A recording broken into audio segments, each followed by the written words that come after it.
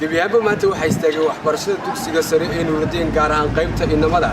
kadib markii ardayda dugsigaasi ay ka mudaharaadeen arday ka mid ah ardayda dhigata dugsiga oo qoraal uu soo qoray barta uu ku leeyahay Facebook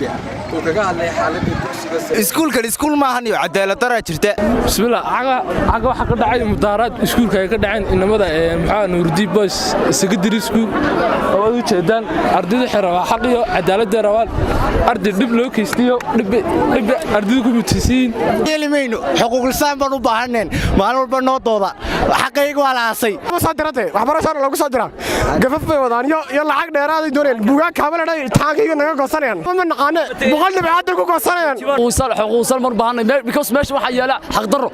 waxa la $40 qoraalkan ardaygu uu baahiyay ayaa waxa ay sababtay in maamulka dugsigu uu eriyo ardaygaasi haddaba dhammaan ardayda dugsiga ayaa ka soo horjeestay eriska